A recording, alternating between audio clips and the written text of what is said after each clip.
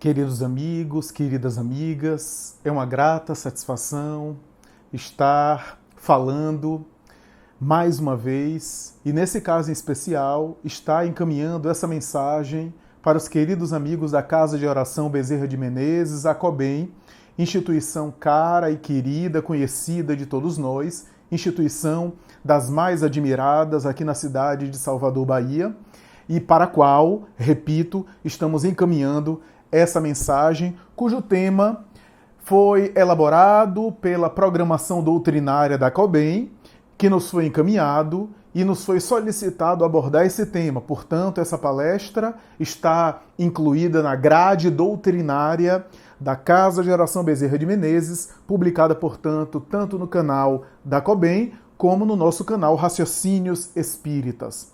Ecumenismo. Todos os caminhos levam a Deus. Esse é o tema que nos foi proposto, que nos foi sugerido.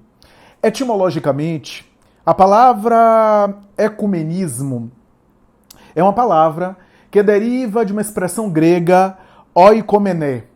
Oikomené, que deu origem nas línguas latinas e neolatinas à expressão ecumenismo.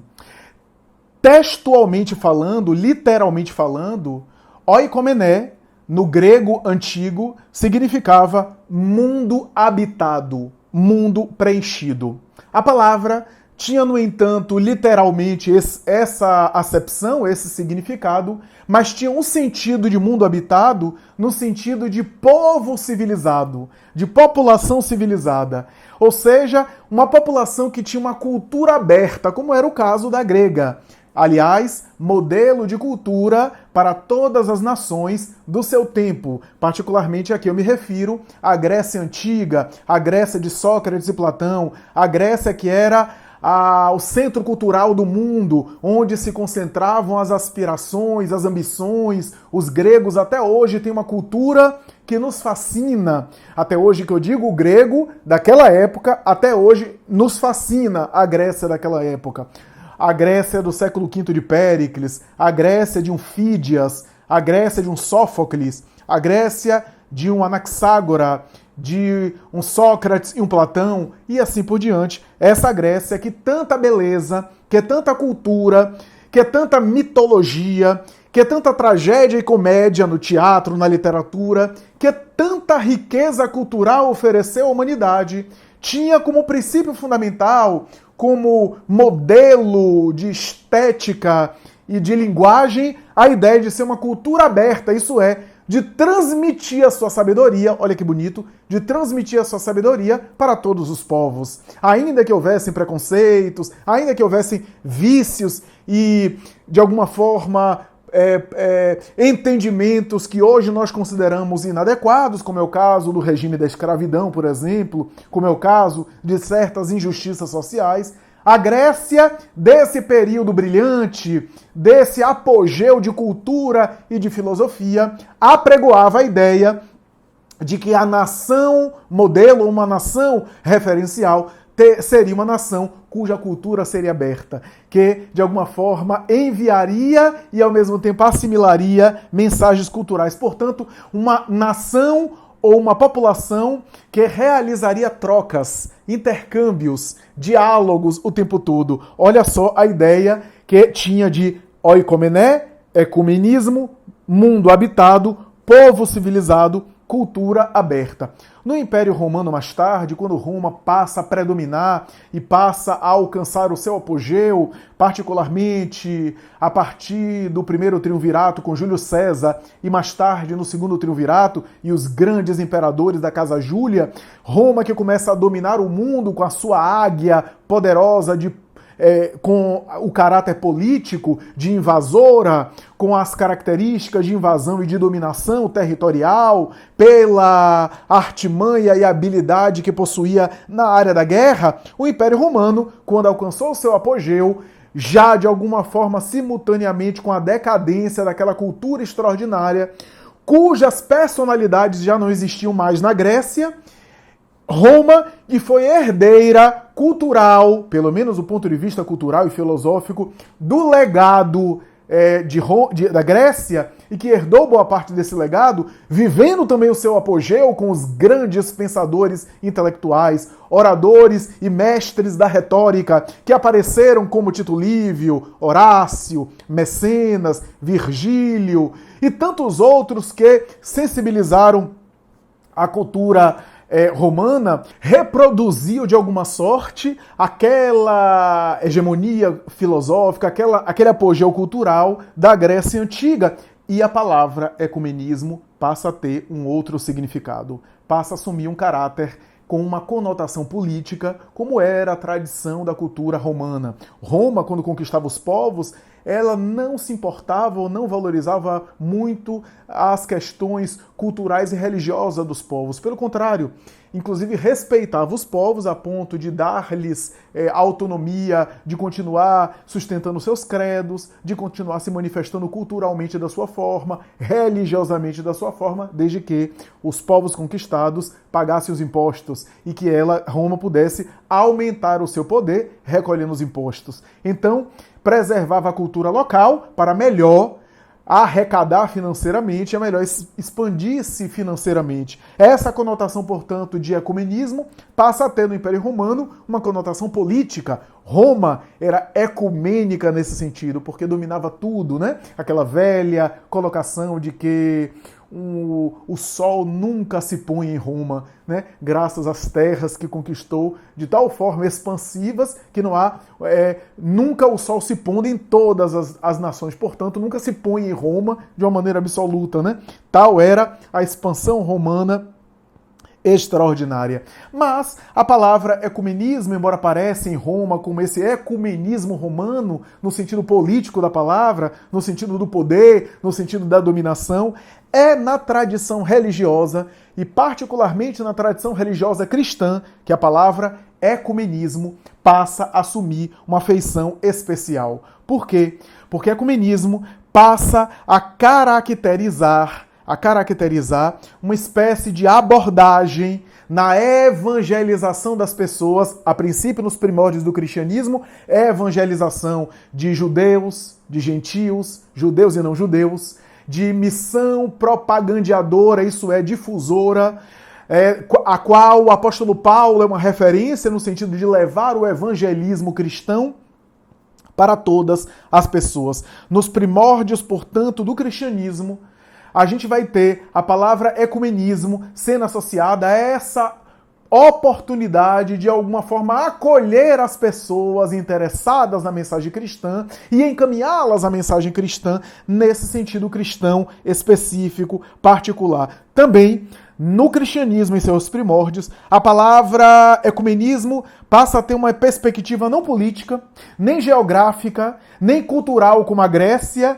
geográfica no sentido de cultura aberta de nação, nem romana no sentido aqui de dominação política, mas passa a assumir uma feição mais espiritual, teológica, religiosa, terra habitada, ou mundo habitado, conforme o grego, oikomené, passa a ser terra habitada, e a terra habitada, na concepção dos cristãos primitivos e primordiais, na concepção dos cristãos lá do passado, nos primeiros séculos do cristianismo, significava a terra habitada, a terra de Deus, portanto, a obra de Deus. A terra habitada seria a própria obra do Criador, a obra de Deus, e o ser humano deveria habitar essa terra. Daí, o caráter simbólico, portanto, o caráter mais espiritual, menos concreto, menos material, da palavra ecumenismo. Ecumenismo significava, portanto, essa terra que deveria ser habitada pelo ser humano, e essa terra não era um local geográfico, mas era a obra de Deus. A obra de Deus que deveria ser realizada, e quando fosse realizada pelas criaturas humanas, o ser humano estaria habitando essa terra de Deus, portanto, essa obra divina, essa terra habitada.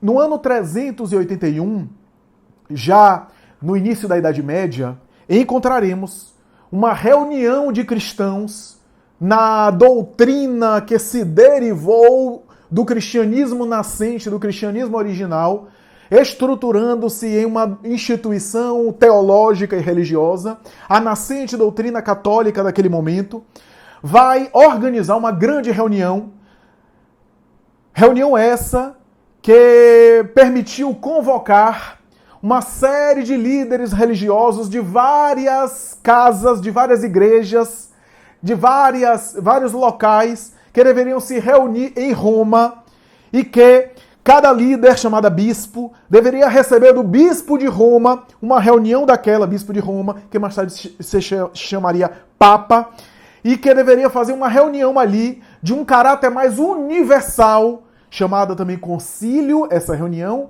e esse concílio, aliás, que já havia havido outros concílios, mas em 381, o concílio, chamado Concílio de Constantinopla, o primeiro, aliás, concílio de Constantinopla, teve um caráter ecumênico. Foi denominado como o primeiro concílio ecumênico da tradição católico-romana. Esse concílio, que se reuniu, portanto, em Constantinopla, por autorização também do imperador, discutiu uma série de coisas, entre elas a aceitação universal do credo, o credo de Niceia, credo católico, que deveria ser aceito como oração universal pelos diversos bispos, pelos diversos líderes das várias igrejas, das várias cidades, das várias regiões do mundo, e por isso esse era um dos temas que estava sendo ali colocado. E então a expressão ecumênico passa a ter uma conotação um pouco diferente. A terra habitada, entre aspas, olha só que coisa interessante. Depois daquele sentido mais simbólico, até bonito, aliás, até interessante, passa agora, do ponto de vista do cristianismo organizado romano, passa a ser considerado ecumenismo, terra habitada. A terra habitada seria Roma, porque seria a terra sagrada, a terra de Deus, para a qual todos os líderes católicos, portanto religiosos, deveriam se voltar e para, naturalmente, ali se reunir a fim de decidir de maneira unitária, de maneira universal, aquilo que deveria ser reproduzido em toda doutrina e em toda igreja católica. Aliás, era um caráter, portanto, cristão universal, cujo termo católico significa, em grego, justamente universal. Igreja Católica Apostólica Romana. Igreja Universal Apostólica Romana. Então, a ideia de que a terra de Roma seria universal, né, seria a terra de Deus, a terra habitada, e da onde sairiam as decisões de caráter universal para todos os católicos, que na época eram todos os cristãos.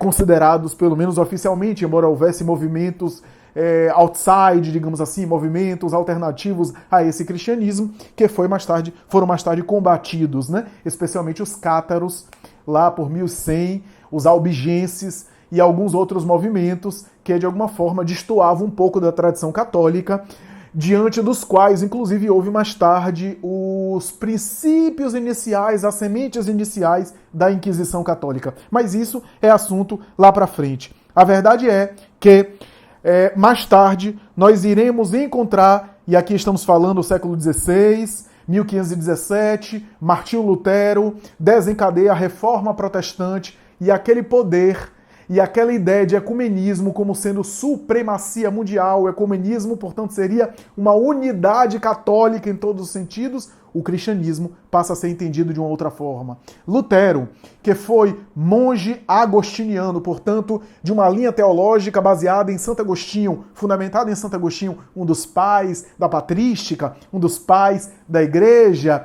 porque havia vários pais, inclusive alguns pais foram rejeitados. Vale lembrar o Concílio Ecumênico de Constantinopla, número 2, que ocorreu em 553, segundo o Concílio Ecumênico de Constantinopla, onde alguns pais da igreja foram rejeitados. Orígenes, Tertuliano e alguns outros, porque eram reencarnacionistas. A tese da reencarnação foi rejeitada nesse Concílio Ecumênico, rejeitando Orígenes e as suas teses da migração das almas, transmigração das almas, que, trocando em miúdos, era a reencarnação, e tecnicamente, na doutrina católico-romana, portanto, na doutrina cristã oficial da época, a reencarnação era considerada uma heresia e era expulsa dali dos postulados cristãos, mas que não era a concepção cristã primitiva a respeito disso. Mas isso pouco importa. Esse segundo Concílio Ecumênico de Constantinopla rejeitou, e um dos pais da igreja que vigorou e que permaneceu ali valorizado e autorizado era, entre outros, o próprio Santo Agostinho. Santo Agostinho era a base fundamental de Lutero. Lutero era monge agostiniano, se formou e teve doutorado em, por exemplo, teologia, filosofia e outras disciplinas, se tornou um grande intelectual e, pasmem, na sua época não teve acesso ao Evangelho. Nunca tinha lido o Novo Testamento, porque leu os textos dos padres, dos teólogos, dos seus professores, dos seus orientadores. Olha só que coisa, que mundo era aquele. Mas como ele tinha um amigo que tinha uma biblioteca, e esse amigo conseguiu, a pedido dele, um texto do Novo Testamento, e ele leu uma edição que não era tão acessível assim à população, até porque estava em latim, e ele leu o texto do Novo Testamento e ficou surpreso como a doutrina de Jesus no Novo Testamento era muito diferente daquilo que era pregoado. Foi isso a base da Reforma Protestante. Ele se revoltou, colou as 95 teses na igreja de Wittenberg, na Alemanha, estabeleceu um grande debate, inclusive com um grande religioso da época, contra as indulgências, prática que ele não via fundamentação no Evangelho, indulgência que era vender o perdão do pecado através de dinheiro no céu, e uma série de práticas comerciais do ponto de vista religioso, contra as quais Lutero se revoltou e que ele discordava dessas teses. Lutero, portanto, percebeu essa diferença, essa divergência no seu modo de entender e deu origem à Reforma Protestante a partir de 1517. A partir daí,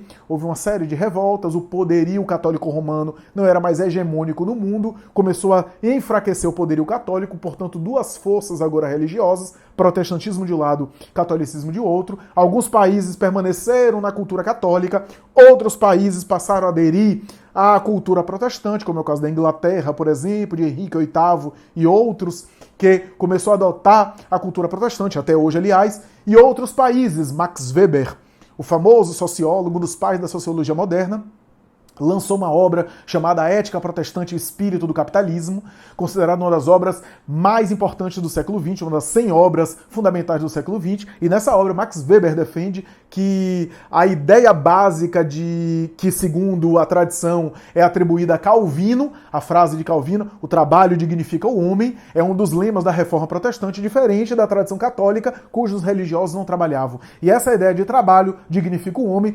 influenciou toda uma cultura e toda uma prática produtiva, especialmente nos países que aderiram à mentalidade protestante, se tornando potências econômicas e mundiais, como é o caso da Inglaterra, como é o caso dos Estados Unidos, como é o caso de alguns outros países da Europa, que aderiram, portanto, a essa ideia, a essa mentalidade, portanto, potências mundiais, mais fortes, mais contundentes aqui do que, por exemplo, Espanha, Portugal, França, que mantiveram-se ali na cultura católica, de alguma forma, a serviço da cultura católica, diferentemente, portanto, desses outros países que citei, Inglaterra, possivelmente Inglaterra, que foi um dos grandes pilares, a Alemanha do próprio Lutero, Lutero chegou a traduzir a Bíblia do latim para o alemão, os Estados Unidos e outros países. A verdade é que, segundo Max Weber, o capitalismo, a noção capitalista, a noção de produção do capital, surgiria a partir de uma influência religiosa que era a mentalidade protestante. Houve, portanto, muitas brigas, muitas revoltas, o mundo começa a se dividir, inclusive molhar de sangue as páginas da história. Na própria época em que Lutero estava ainda no mundo, houve revoltas de católicos contra protestantes, e em um momento o movimento protestante, que a princípio era um anseio para voltar ao cristianismo inicial, ao paleocristianismo, ao cristianismo primordial, começou a degringolar e alguns protestantes começaram a pegar em armas e começaram a aderir também às lutas.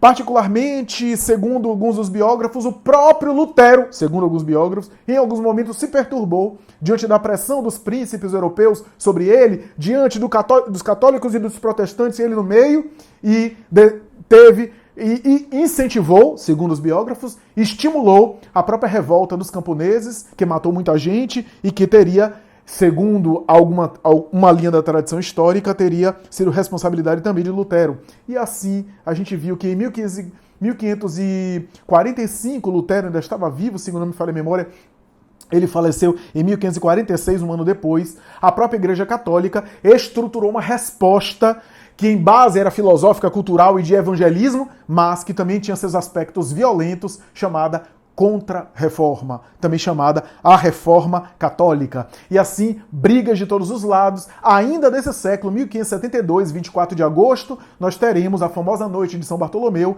em que na França Católica, liderada por Catarina de Médici, nós vamos ter um desencadeamento de uma chacina em massa, chamada Noite de São Bartolomeu, que vai, por conta do dia do Santo Bartolomeu, gerar a morte em massa de inúmeros protestantes, os chamados huguenotes, protestantes franceses, que foram mortos, os cadáveres jogados no rio Sena, o sangue que chegava a subir nas patas dos cavalos que passavam, segundo a literatura, algumas literaturas da época, muito típicas dessa noção, e foi a partir dessas lutas e desses conflitos que surgiu a palavra ecumenismo de uma forma mais contundente, de uma forma mais forte, de uma forma mais específica, de uma forma mais ali intensa. No século XVIII, um grande protestante, missionário pacifista protestante, William Carey, passa a fazer propagandas evangélicas, isso é, passa a fazer missões protestantes, viajar ao mundo pregando o evangelho,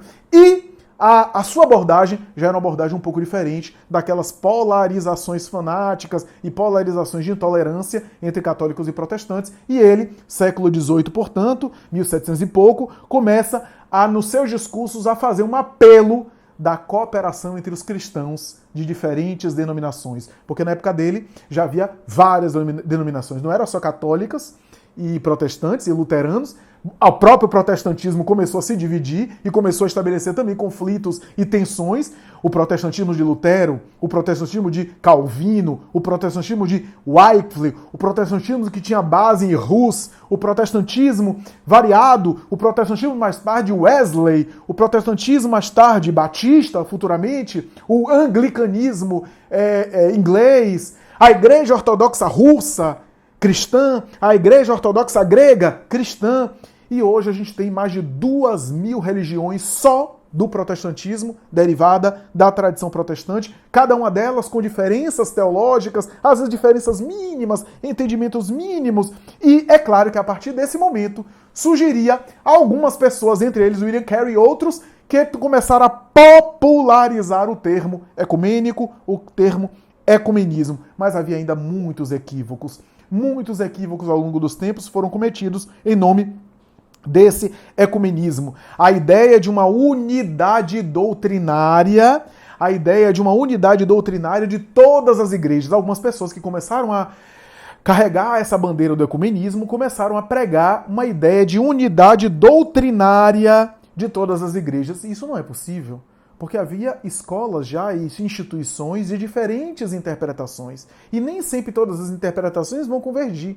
Diferenças de entendimento, especialmente em doutrinas dogmáticas. As doutrinas dogmáticas tendem a se ramificar e fazer vários segmentos, justamente porque são dogmáticas. Então, o nosso princípio é esse. Aí alguém vai dizer, não, a gente não entende essa parte como esse, mas como isso? E aí funda uma outra religião e estabelece. Porque a doutrina dogmática, que não dá espaço para o diálogo a respeito dos seus princípios, permite essas diferenças de interpretações. E por isso o movimento cristão foi se dividindo. O ecumenismo hoje tem uma abrangência maior, não é só do cristianismo, mas de qualquer segmento religioso, inclusive religiões orientais, budismo, hinduísmo, islamismo. Mas o termo se tornou muito forte, repito o que eu estou falando, muito forte a partir da tradição cristã. E nós vamos ver que esse é um equívoco.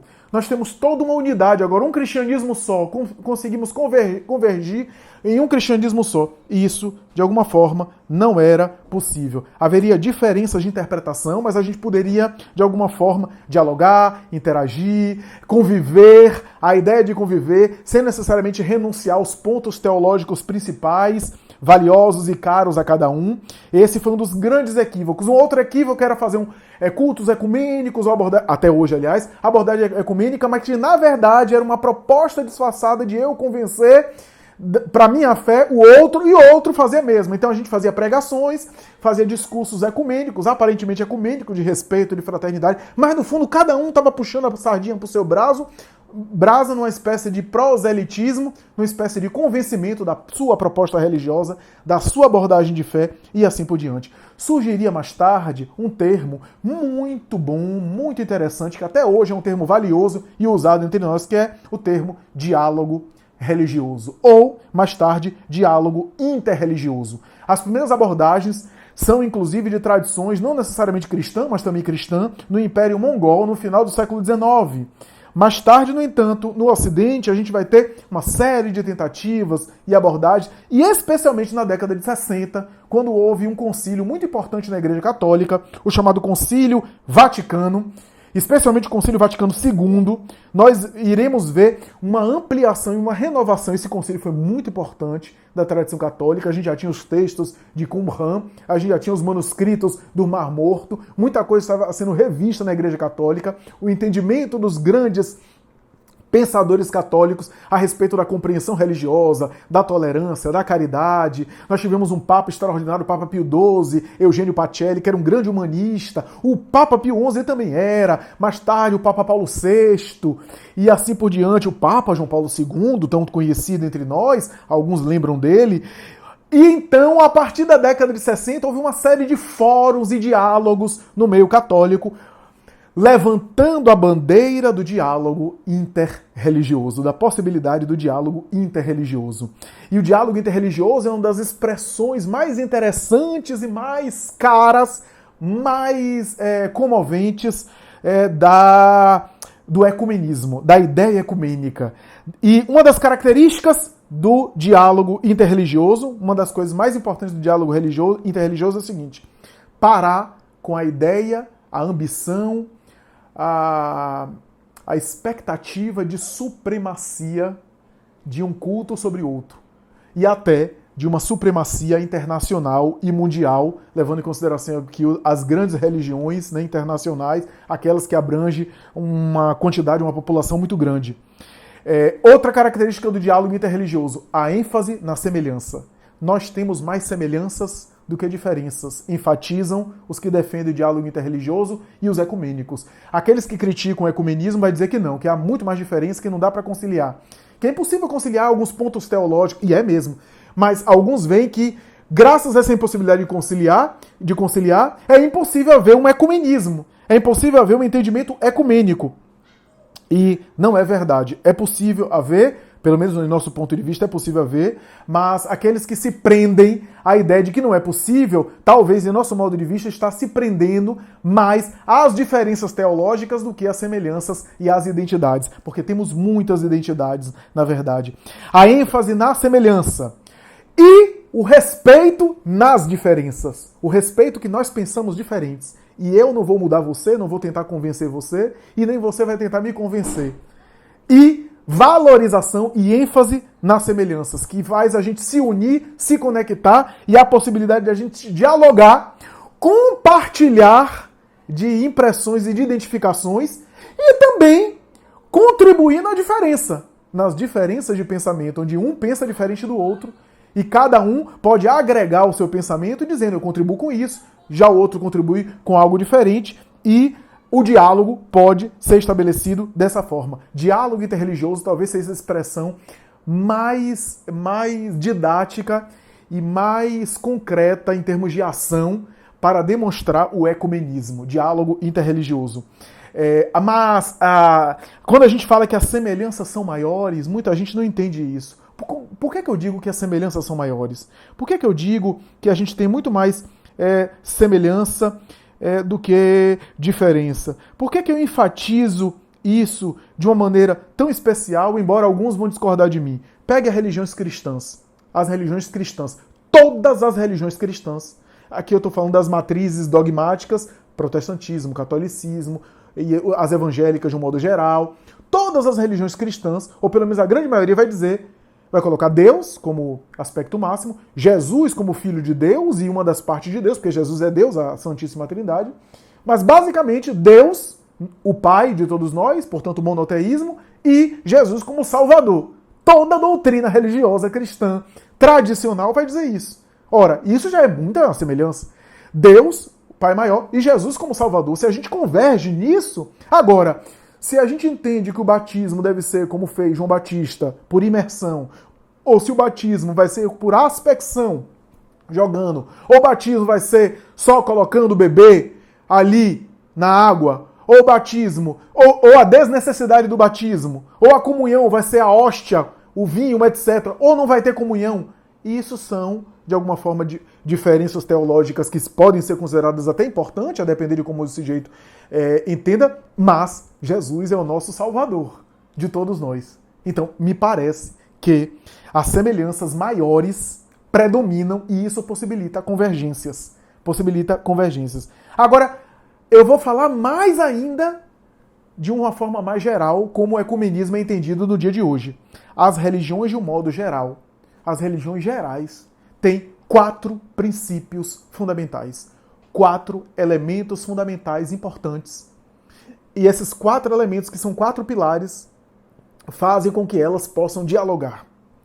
O primeiro elemento básico de toda a doutrina religiosa é a ideia de um princípio formador de tudo, que pode ser chamado de Deus, ou, se quiser incluir também as religiões politeístas, as religiões do passado politeístas, que não são tão vigorantes hoje, tão vigentes hoje, praticamente tem alguns resquícios em algumas tradições e algumas culturas, mas, muito bem, ou Deus ou deuses, mas que há um princípio formador e original de tudo. Deus ou deuses. Até porque algumas culturas politeístas têm os deuses, mas tem um Deus acima de todos os deuses que criou tudo. Mas que seja, Deus ou deuses. O segundo ponto fundamental de toda a doutrina religiosa é a ideia de que existe uma vida após a morte. Existe uma imortalidade. De qualquer sorte existe uma imortalidade. É isso que diferencia uma doutrina religiosa de uma doutrina materialista. O materialismo vai dizer que só existe a matéria. Só existe aquilo que é sensório material. O espiritualismo, por espiritualismo entenda qualquer religiosidade, entende que há alguma coisa além da matéria, além do corpo. Alguma coisa que está além do corpo. Portanto, alguma coisa que continua após a morte. Essa noção de imortalidade é básica em toda doutrina religiosa, em toda cosmoética religiosa. Bom, o terceiro ponto que eu gostaria de enfatizar é uma espécie de código de conduta que existe em qualquer religião. Em qualquer religião há uma espécie de código de conduta, de orientação de como se conduzir, de como se comportar, uma cosmoética, uma ética. Uma ética que pode ser uma ética mais moralista, com lista, de como você vai se vestir, de como você vai comer, como você vai se comportar, como você vai se relacionar, ou uma ética mais de estilo de vida, de postura interior, de interiorização, mas sempre há uma espécie de cosmoética, de ética.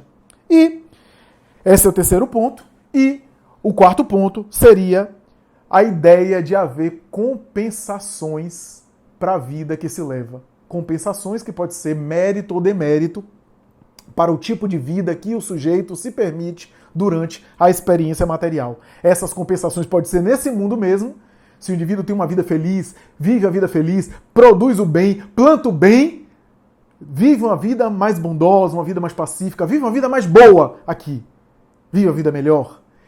Mas também uma compensação espiritual para determinadas condutas, determinado tipo de conduta.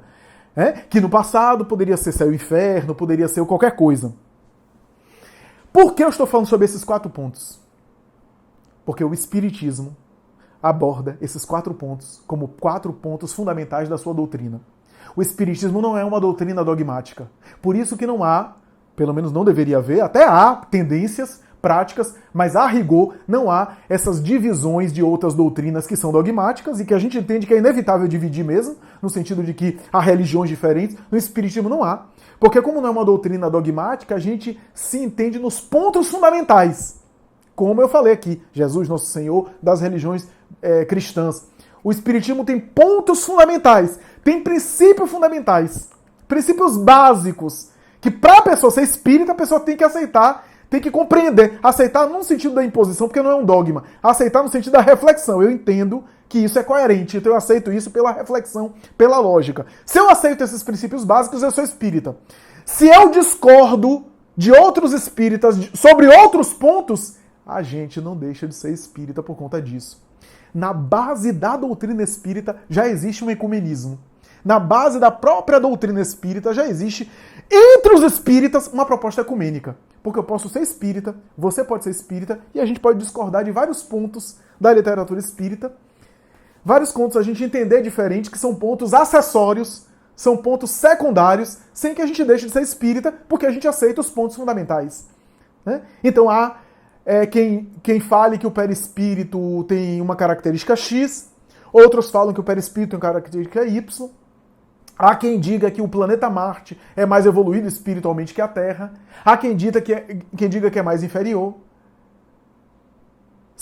Há quem fale das colônias espirituais de uma forma, há quem fale das colônias espirituais de outra forma.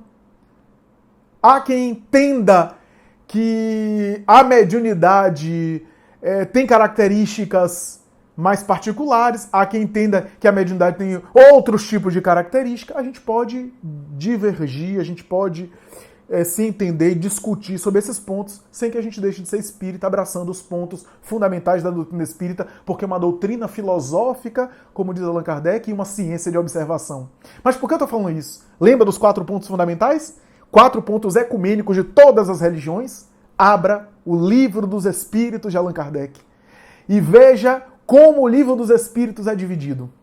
4 partes, que Kardec chama de 4 livros. É como se o Livro dos Espíritos tivesse 4 livros, né? 4 partes. Primeira parte, Deus e as causas primárias. Portanto, os elementos formadores do universo. Um dos elementos básicos de todo ecumenismo, de qualquer ecumenismo. Segundo ponto fundamental, que é a segunda parte do Livro dos Espíritos, o mundo dos espíritos, ou mundo espiritual, segunda parte, que é o segundo item que eu falei aqui, imortalidade da alma. Alguma coisa existe após a morte, alguma coisa além da matéria. Terceira parte, eu falei de uma cosmoética, de uma ética, de um código de conduta. Terceira parte do Livro dos Espíritos, leis morais. Quarta parte, porque nas leis morais vai falar sobre a ética, um estilo de vida, o tipo de estilo de vida ideal, o estilo de vida que a gente precisa se conduzir para viver bem. E a quarta parte, chamada Das Esperanças e Consolações, fala sobre as compensações espirituais. Dessas 4 partes, Kardec mais tarde publicou 4 outras obras que compõem a codificação básica, portanto, os textos básicos do Espiritismo. Dessas 4 partes, Deus e as causas primárias, gerou a Gênese, trabalho sobre Deus e a origem do universo, causas primárias. Mundo espírito ou mundo espiritual, gerou o Livro dos Médiuns, trabalho de comunicação com o mundo espiritual, portanto, de imortalidade da alma, de diálogo com o mundo espiritual. Das Esperanças e Consolações, última parte, gerou o céu e o inferno, a justiça divina segundo o Espiritismo. E a terceira parte, das leis morais, surgiria o Evangelho segundo o Espiritismo, porque os espíritos disseram que a lei cósmica reflete de uma maneira mais assim perfeita na proposta de Jesus. E a partir da proposta de Jesus, os espíritos então estruturam a ética espírita a partir da ética cristã, portanto, a partir da vivência, do exemplo e dos ensinos de Jesus, que os ensinos que refletem a ética cósmica, a lei de Deus segundo o mundo espiritual. O espiritismo é ecumênico nas suas próprias raízes, nas suas próprias propostas. Por isso que ser intolerante, sendo espírita, já está sendo incoerente. Até porque intolerância tem a ver com uma postura irracional. O espiritismo é uma doutrina que prega o uso da razão, do raciocínio, do bom senso. Então já está errado nas suas origens. Por isso, Allan Kardec vai afirmar que o Espiritismo tem como base o fundamento de todas as religiões. Kardec falou isso, não era apenas uma palavra bonita. O Espiritismo tem como princípio fundamental a essência de todas as religiões. E ele chega a dizer que o católico pode ser católico e gostar do Espiritismo. E encontrar no Espiritismo a confirmação de algumas verdades católicas. Que o budista pode continuar a ser budista e ao mesmo tempo aderir ao Espiritismo, diz Allan Kardec. Porque vai encontrar no Espiritismo a confirmação de alguns fundamentos do budismo. que o judeu pode ser judeu e, ao mesmo tempo, simpatizar e, ao mesmo tempo, aderir ao espiritismo, porque na doutrina espírita a gente tem pontos fundamentais que confirmam teses que estão lá no judaísmo e assim por diante. O espiritismo é uma doutrina sem dogma. Sem dogma quer dizer sem imposição. Os princípios fundamentais são construídos a partir do raciocínio, da reflexão. O que não significa dizer que não existem princípios fundamentais. Existem. Se a pessoa não se identifica com aqueles princípios fundamentais, claro que ela não pode se diagnosticar, se identificar, se rotular como espírita. Mas a verdade é que há muitos problemas até hoje sobre o ecumenismo. Há muitos problemas a respeito desse ecumenismo. Por exemplo, discute-se sobre essa ideia de que se eu aceito que o outro pode ter as mesmas verdades que eu, ou melhor, mesma verdade não, mas que há verdades diferentes e que os dois caminhos conduzem a Deus, como diz o nosso tema de palestra, o que é que a gente vai dizer teologicamente se a nossa doutrina é dogmática? Olha o que os teólogos batem cabeça, porque assim, se há um só Deus, deveria haver só uma verdade. Né? Inclusive, há a expressão do Evangelho de João, capítulo 10, né? Um só rebanho e um só pastor. Né? A gente vai explicar isso depois. Né? Mas, o que é que quer dizer isso? Né? Então, como é que a gente pode entender essa proposta de uma verdade absoluta, uma verdade única, e se a gente tem verdades diferentes? Como é que a gente pode entender isso? Mas se a gente também aderir, não, todo mundo tem a sua verdade, todo mundo tem a sua religião, todo mundo tem o seu entendimento, cada um tem a sua verdade individual e todas elas conduzem a Deus. Mas se todas elas conduzem a Deus, que Deus é esse que não tem uma verdade única? Olha o que os teólogos pensam. E se todo mundo tem uma verdade só, isso não favoreceria uma espécie de narcisismo e até estimularia uma espécie de egoísmo e orgulho? Que é o mundo materialista que a gente está vendo, cada um tem a sua verdade. Se cada um tem a sua verdade, a gente cria uma escala de valores morais individuais, onde cada um tem o seu valor, cada um tem a sua verdade, quer ter a sua verdade individual. E não há uma verdade maior que regula e que rege as nossas vidas e as nossas relações. Então, se eu tenho uma verdade que é de agredir o outro, eu me acho nesse direito, nessa verdade. Se as verdades individuais são assim tão livres, nós estamos em uma sociedade egoísta, narcisista e orgulhosa. E ao mesmo tempo não há uma presença divina. Porque Deus tem a ver com algo que é monolítico, algo que é organizado, algo que é um todo, único. Né? Mas ao mesmo tempo, se eu digo que é uma verdade só, eu vou impor a verdade dogmática, por uma imposição dogmática, verdade absoluta, por dogmatismo, imposição. O Espiritismo soluciona isso.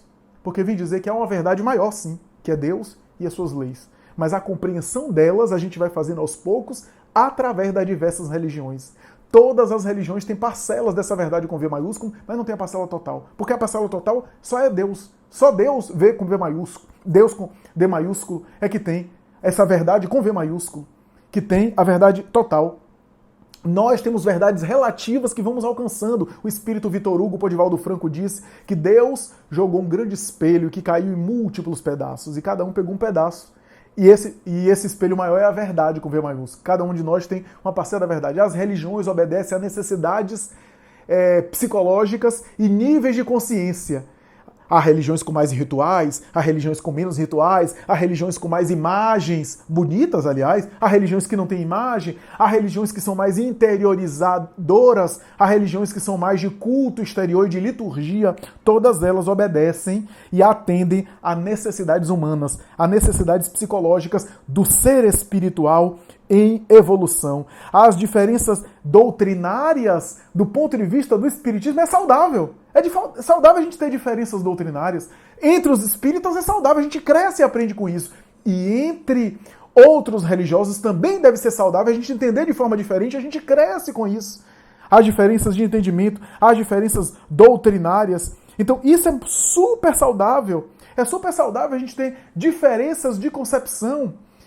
A arte de crer, diz um grande filósofo, é a arte de duvidar. Quanto mais a gente duvida e questiona, deveria fortalecer as nossas crenças. E até rejeitar as crenças que a gente consegue refutar, que a gente consegue desconsiderar. Eu pergunto a você, Madre Teresa de Calcutá não era espírita. Portanto, não acreditava na reencarnação, não achava que a reencarnação fazia parte do Evangelho. Porque era católica, tinha tradição. Irmã Dulce também. A rigor, isso foi essencial para a Madre Teresa na missão dela? Foi essencial ela não saber da reencarnação? Afetou a missão dela por isso? Sem dúvida, a compreensão da reencarnação para nós espíritas ajuda a compreender um monte de coisa. E ajudando a compreender um monte de coisa, ajuda a gente a se comportar melhor. Mas não é suficiente, porque há pessoas que são reencarnacionistas e se comportam mal. Há pessoas que são reencarnacionistas e não se comportam de acordo com a ideia da reencarnação. Madre Teresa não era reencarnacionista. Viveu a visão católica.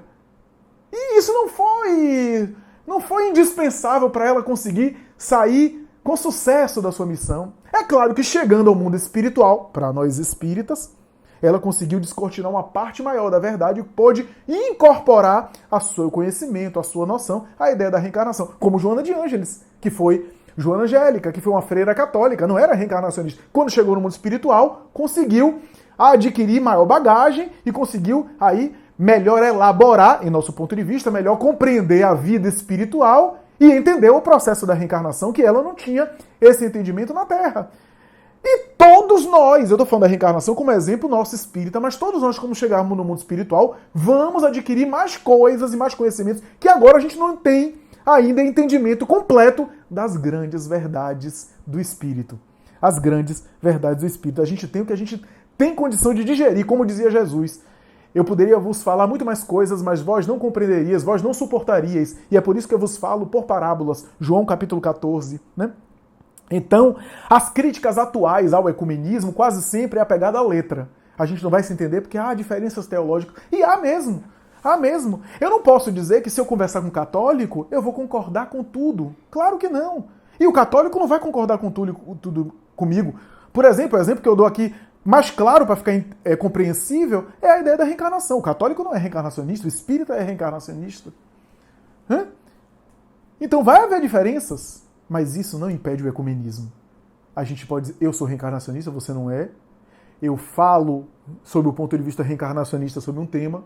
Você fala sobre o ponto não reencarnacionista, a gente dialoga, tem diferença de opinião, sem precisar eu impor a minha ou desqualificar a sua, e você também fazer a mesma coisa, e ao mesmo tempo a gente valoriza, essa é a ideia do diálogo interreligioso e do ecumenismo, valoriza as semelhanças. Portanto, tem a ver com um processo que é de inteligência emocional e de estilo de vida.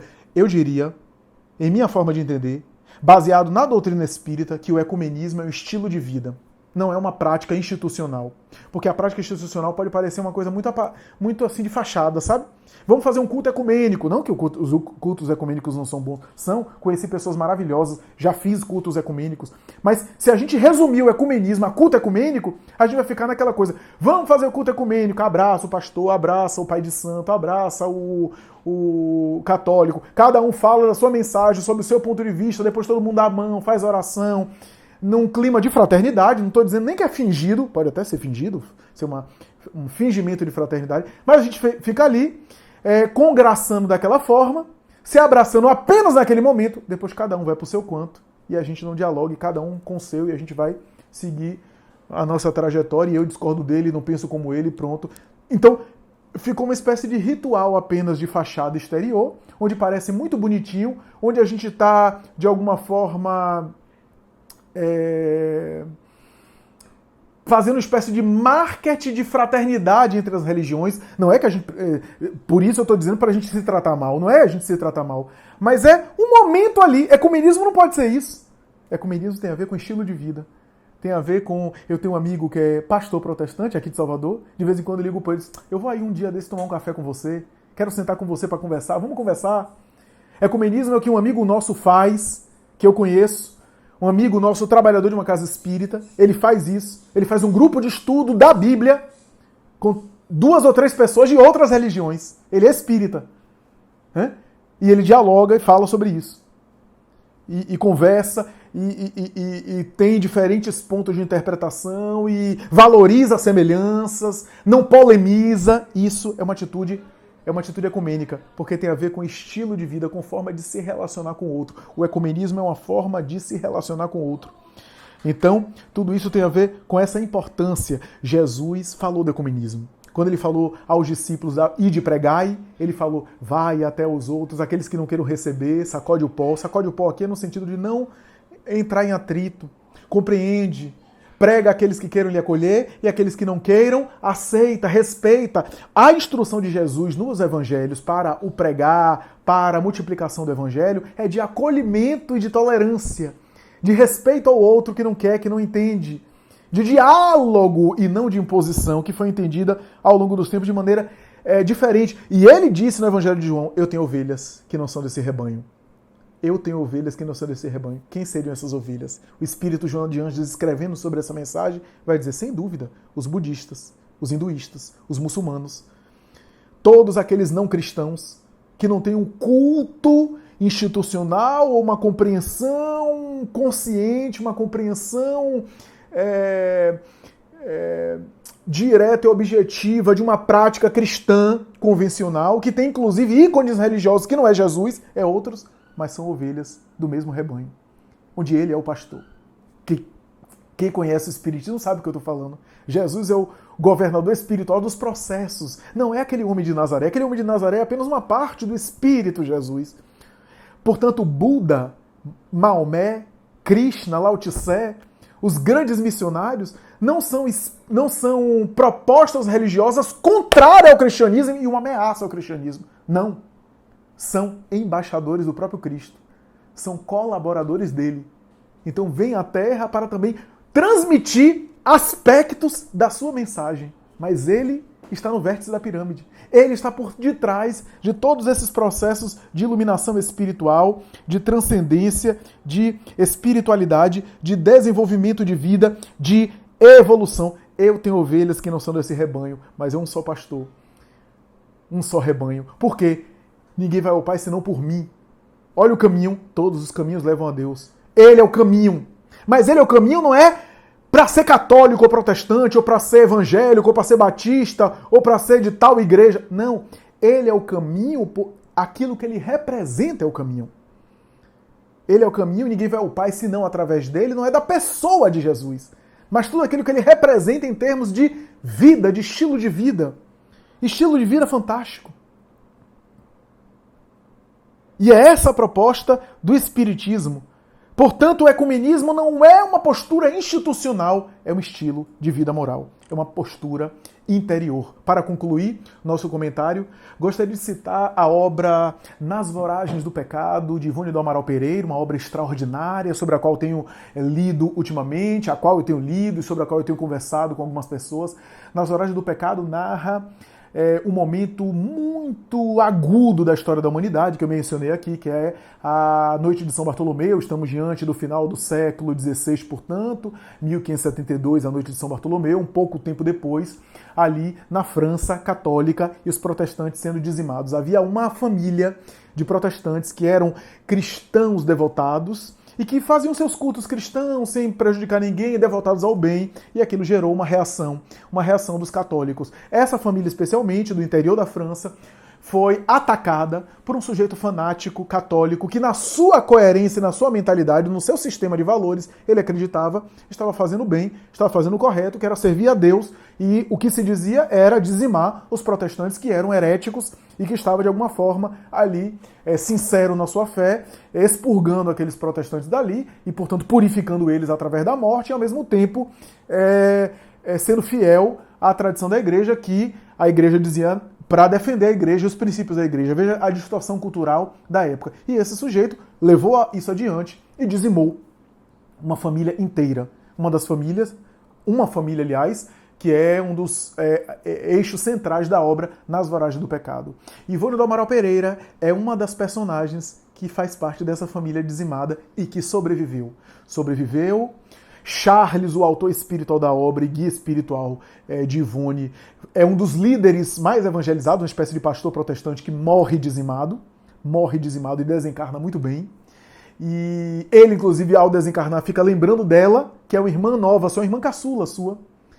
E Ivone, que tem um nome na obra, se perturba cruelmente, junto com a sua cunhada, que está morrendo depauperada, a esposa de Charles, que havia morrido, e fazem um pacto de morte ali. A cunhada desencarna, ela mais tarde assume o nome da cunhada como pseudônimo para ficar disfarçada na França Católica e não ser atacada pelos fanáticos, e resolve se vingar daquele sujeito daquele indivíduo que dizimou a sua família. E boa parte da obra é ela executando o plano de se vingar contra ele, de executar os planos. Quem não leu a obra, tape os ouvidos, porque agora eu vou dar algum spoiler, mas é importante. O plano macabro dela é executado, ela consegue se vingar, não vou entrar em detalhes. Acontece uma série de coisas que também não vou entrar em detalhes, mas o que eu queria enfocar aqui é que a vingança dela foi a cabo, ele também sofre a vingança dela e olha só que coisa, ele desencarna. Esse sujeito, quando desencarna, sabe quem é que vai receber ele? Aquela família que ele assassinou. Aquela família vai receber ele sem nenhuma condenação. As crianças que inclusive foram assassinadas abraçam ele. Todos eles vêm receber ele, ele fica chocado com aquilo. A família que ele destruiu estava agora recebendo ele. Mas sabe o que é mais interessante da obra? É que esse sujeito se dá conta no mundo espiritual que a sua família verdadeira era aquela.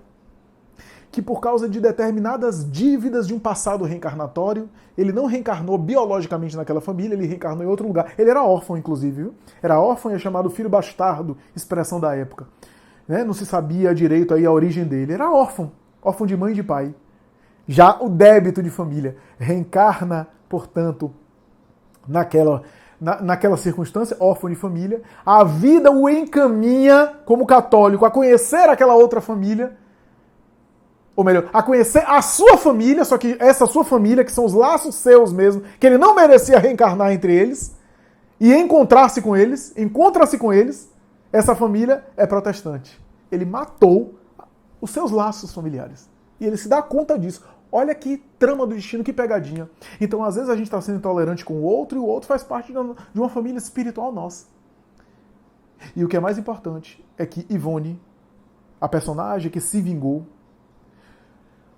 estava impedida de acessar a sua família. Vibratoriamente falando, ela não tinha acesso à sua família porque estava numa condição inferior. Ele, o homem que matou a família, depois de ter sofrido todo o processo, de ter realmente padecido por causa da vingança e de ter também passado maus bocados, desencarna e integra o grupo familiar. E ela, que quis se vingar e passou a vida inteira se vingando dele, não tem acesso a esse grupo familiar.